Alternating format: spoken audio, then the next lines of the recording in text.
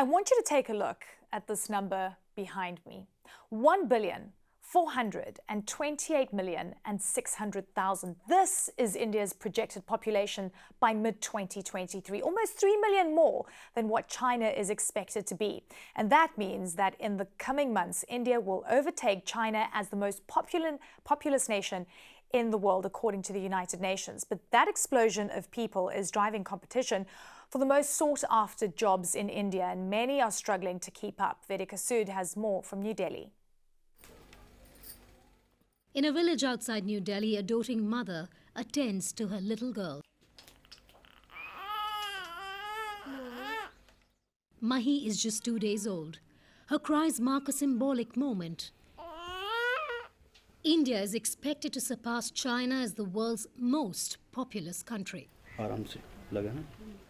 Mahi's father, Veerpal Singh, and mother, Lakshmi, are school dropouts. Their families had little income and many children to feed. Singh, a farmer, started working with his father in their fields at a young age. He says he'll do whatever it takes to help Mahi achieve her dreams. Even if I have to sell my fields to educate her, I will. One of the biggest challenges she'll have to face is the country's growing population. There's stiff competition, Singh tells me. India's birth rate has slowed, but the country is still quickly adding to its 1.4 billion strong population. According to UNICEF, more than 67,300 babies are born in India every day. That's 1/6 of the world's birth counts daily. Already more than half of all Indians are under the age of 30. That means a huge potential to grow the national economy. But education and investment need to keep up if there are going to be jobs for a new generation. I really feel it's a 10-year opportunity. Do it right, and this is a dividend. Do it wrong, and this is going to be extremely worrying for the Indian economy and India's youngsters. 28-year-old Sunil Kumar has a postgraduate degree but doesn't hold a steady job. For years now, he's been sweeping the floors of a school in his village in Haryana state and doubling up as a tutor for young students. Despite his education, Kumar barely makes enough to support his ailing father and the rest of his family. Sunil says it angers him that he doesn't have a steady job despite his educational qualifications. Across India, the most highly sought-after jobs are more competitive than ever before. Pursuing their dreams, tens of thousands of students from small towns move to big cities to be coached for the coveted civil services exam. Some, like Sarang Agarwal, have been trying to crack the exam for 4 years now. Agarwal says his younger brother is sponsoring his education. They could have bought 3 to 4 cars with the money they've spent on me, he says. Over 1 million people sit for the entrance test each year. Less than 1% make the cut. The population is growing and the working age population is growing. If that category of people do not find enough employment, then what was meant to be an opportunity, the bulge in the demographic dividend, so-called, could become a huge challenge and problem for India. India's new global title will mean little if it doesn't come with fresh opportunity. Vedika Sood, CNN, New Delhi. Well, those figures are from the UN State of the Population report. Here are some of the headline numbers. The world's population is now 8 billion strong. That's largely a result of global life expectancy increasing to 72.8 years. That is 9 years higher than 1990. But in Europe, population is expected to decline 7% between now and 2050. Those numbers raise important questions. Are there too many of us, or is population decline an existential threat? Will our children contribute to climate change, and how much will they suffer from it? Governments have grappled with these issues for generations, even implementing policies to try find the answers. But as the UN Population Fund Director Natalia Kanem puts it, human reproduction is neither the problem nor the solution. When we put gender equality and the rights at the heart of our population policies, we are stronger, more resilient, and better able to deal with the challenges resulting from rapidly changing populations. And Dr. Natalia Kanem joins me now live from Brussels. Great to have you on the show.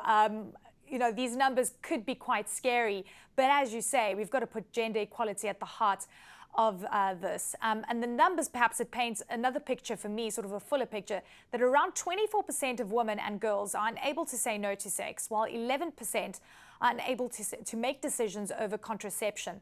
And now I'm curious, to what extent are the rising population numbers in certain geographies, because it's not across the board, correlated to the data around the rights of women?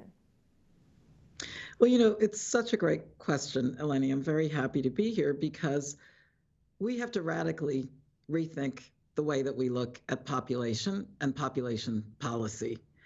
Today, 2/3 of us live in places where population is already trending below replacement rate.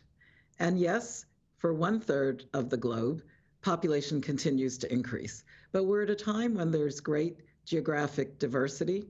In some places, the average age of the population is 50 years old, whereas in other countries, it's 15. So when you have this kind of a situation of changing dynamics, you have to take things through the lens of the woman who is going to bear the child. Her decision about her fertility is an individual decision, and the woman and the couple have the right to actually decide the number and spacing and timing of their children. So we want to refocus the question of population into what are we doing to make that choice a reality? Because today it's not a reality everywhere, not just in high fertility countries, but also in those that are facing population decline. And really fascinating. Look, we've just spoken about India. We had a fantastic insight into what the experiences are with regards to, a young demographic, so much excitement about what that means. But there needs to be a convergence, right, with population growth versus what we see on education, resources, job opportunities, because if there isn't a convergence, that is when you're going to be dealing with, perhaps an unstable future for the new generation. Well, you know what, again, I think this is a very important moment to look at the dynamics and to put the facts first. The issue of young people's education is relevant in every single country, not just countries with high fertility. But, I'm sitting in Brussels today. Europe is worried about the fate of young people and the fact that relative to an aging population, the labor force is changing dramatically. So equipping every young person, and as the India segment showed, the girl child in particular, to be able to succeed, she's going to need her education. So this is very fundamental.